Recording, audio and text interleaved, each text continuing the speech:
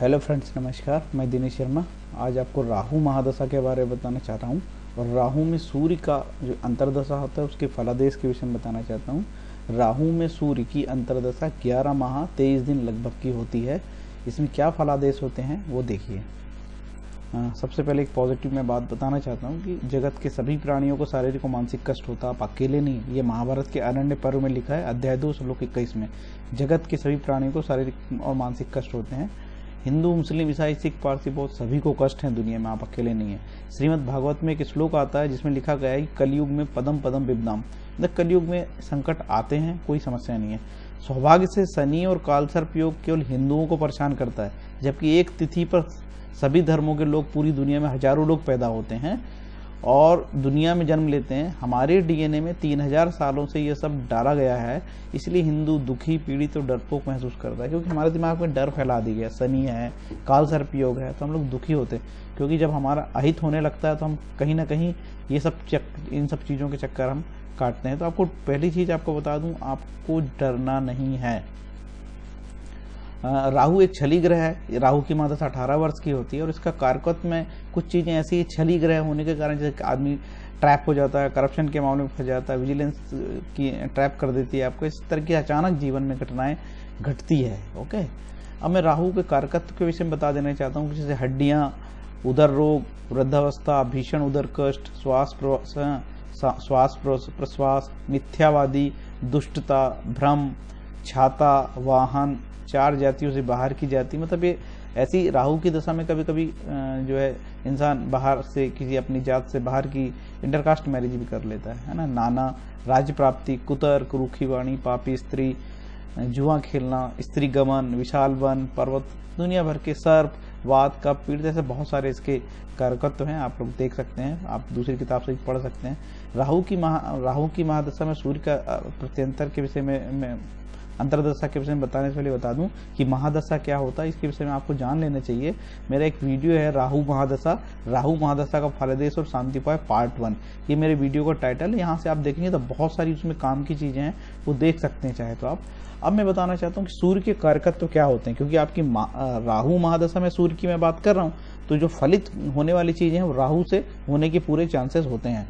राहु ये मेडिकल के बारे में बताना चाहता हूँ कि यदि सूर्य आपका गड़बड़ है, यदि कष्ट में है, पापी ग्रह है या नीच का है, तो इस तरीके की समस्याएं राहु में सूर्य की हो सकती है। इसकी पित्त प्रकृति है, इसका बलाबल किसी व्यक्ति के सामान्य स्वास्थ्य को प्रतिबिंबित करता है। बड़ा सूर्य किसी की हेल्थ के लिए बड़ा महत्वपूर्ण है। इसका अधिकार क्षेत्र हृदय, पेट, अस्थि तथा दाहिनी आंख। चिकित्सीय क्षेत्र में सूर्य के अधिकार क्षेत्र में सिर दर्द, गंजापन, अति चिड़चिड़ापन, ज्वर, दर्द, जलना, पित्त की सूजन से होने वाले रोग जैसे यकृत, पित्त की थैली के कुछ रोग, हृदय रोग, नेत्र रोग, पेट की बीमारियां, अस्थि रोग, कुछ त्वचा रोग गिरने से तथा शस्त्र से चोट, विस्पान, रक्त संचार में गड़बड़ी, मिर्गी, कुष्ठ रोग, चौपाए, चोरों, शरीर सर्पों से भय आदि, ये सूर्य का जो कारकत्व है। सूर्य के अन्य भी कारकत्व है, जैसे शरीर में आत्मा, शक्ति, तीक्ष्णता, अच्छा बल, धैर्य, बुढ़ापा, डरपोक की संतान, हड्डियां, उदर, आंख, इस तरीके की ये सूर्य के कारकत्व है, बहुत ज्यादा हैं। मृत्यु लोक, न्यायपूर्ण, वन, अधिकार, पर्वतों में भटकना, राजा, यात्रा, ज्वर, तपन, शिकायतें, राज, बहुत सारे इसके कारकत्व हैं। अब मैं सीधे पॉइंट पे आता हूँ कि राहु की महादशा में यदि आपकी सूर्य की अंतर्दशा हो तो प्रेडिक्शन जो एक फार्मूला नंबर 1 है उसमें क्या आपको होगा, सिद्धांत में पढ़ता हूँ।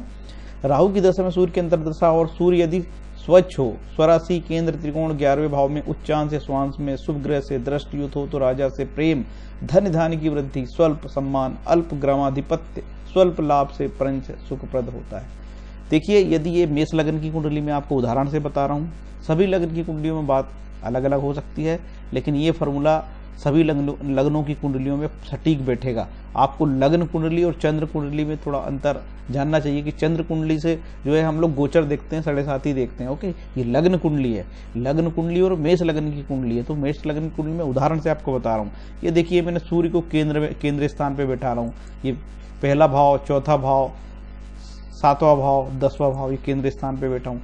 और यहाँ पे मैंने सूर्य को बिठा रखा है, ये केंद्र स्थान कहलाते हैं। 5वां भाव केंद्र स्थान है और 9वां भाव केंद्र स्थान है और ये 11वां भाव। ठीक है, इस तरीके से राहु यदि ऐसी स्थिति में हो कि केंद्र में हो, केंद्र त्रिकोण में हो, 11वें भाव में हो, 10वें में हो, पहले, चौथे, सातवें, 10वें में हो, 5वें में, 9वें में हो तो शुभ कहलाता है। ऐसी स्थिति में राजा से प्रेम, धन धान की वृद्धि, स्वल्प सम्मान, अल्प ग्रामाधिपत्य, स्वल्प लाभ से आदि हर चीज आपकी पॉजिटिव होगी। ये तो जो ज्योतिष की जो किताब में है लिखा हुआ एग्जैक्ट मैं आपको बता रहा हूँ।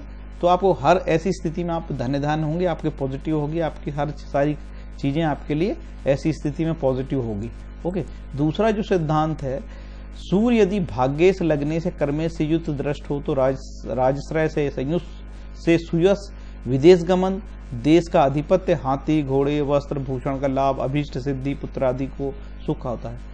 देखिए ये तो 3000 साल पहले लिखी ज्योतिष की किताब से है।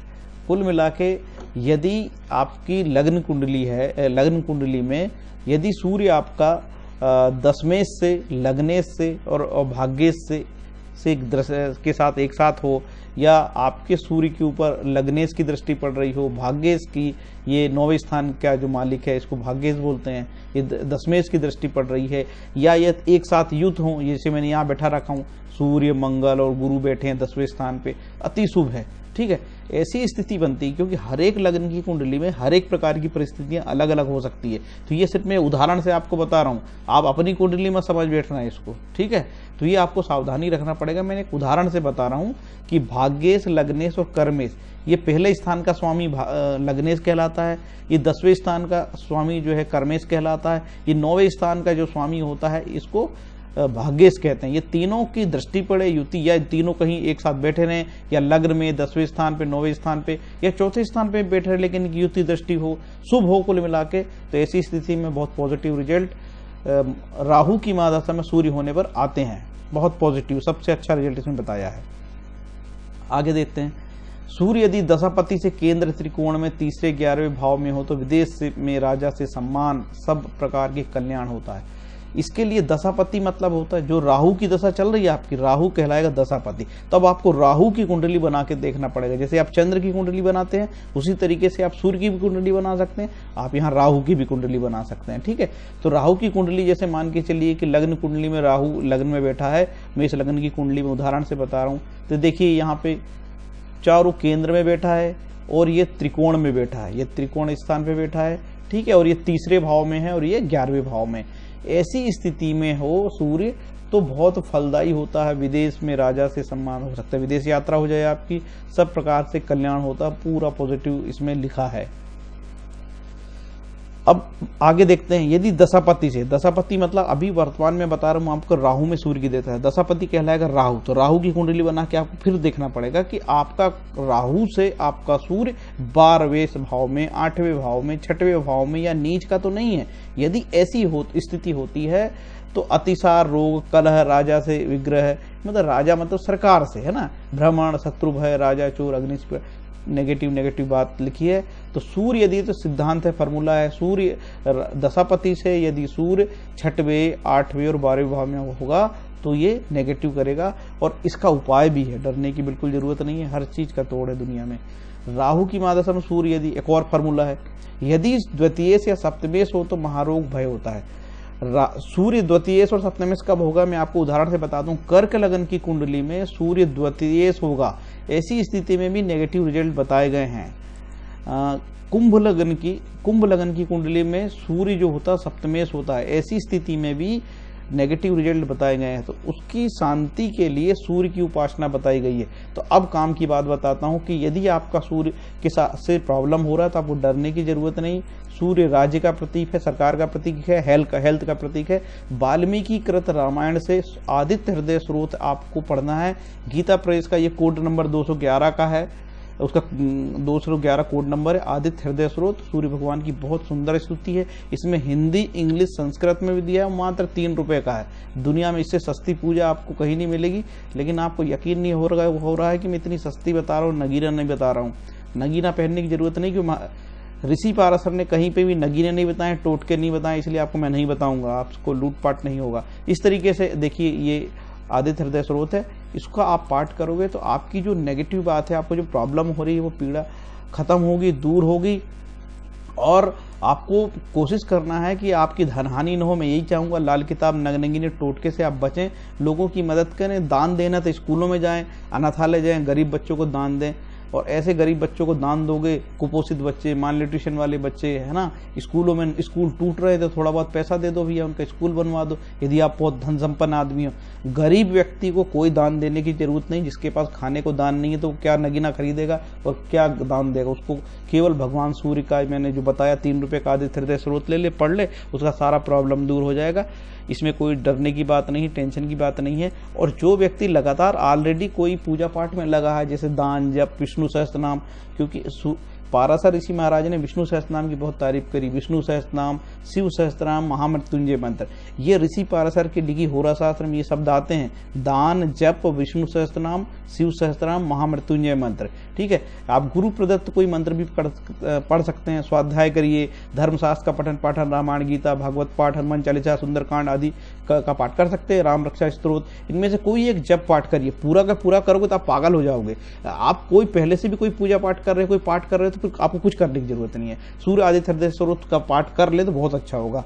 प्रतियोगिता वाले छात्र कोई ना डरे ना, और बिना डर के आपको पढ़ाई करना। आप अपना कंपटीशन पे ध्यान दीजिए। ये ज्योतिष चक्कर में आप लोग बिल्कुल मत रहिए। शनि मंगल ऊंच का नीच का, इससे आपको कोई लेना देना नहीं होगा। गर्भवती माताएं कोई व्रत ना करें। किशोरी बालिकाएं जो एडल्ट हैं वो अच्छा खाएं पिएं, छोटा सा व्रत करें। ऐसी प्रॉब्लम हो रही है तो मैंने सूर्य हृदय स्रोत का आपका पाठ बता दिया है, बिना डर के आप कर सकते हैं। विष्णु सहस्त्रनाम एक अच्छा विकल्प है। ठीक है फ्रेंड्स, ये वीडियो आपको अच्छा लगा होगा तो मेरे वीडियो को आप लाइक करें, सब्सक्राइब करें, और आपके जो कमेंट है उससे बहुत प्रेरणा मिलती है। आगे अच्छे वीडियो मैं बनाऊंगा और भी, जिससे कि आपको जो मार्केट में शनि है, मंगल है, ज्योतिष के नाम पे लूट हो रही है तो बचेंगे। मैं तो आपको सस्ता उपाय बताऊंगा। सूर्य आदित्य हृदय स्रोत पढ़िए, मात्र 3 रुपए का आता है। ईश्वर की प्रेरणा और प्रार्थना से बढ़कर दुनिया में कुछ नहीं है। हरे कृष्णा।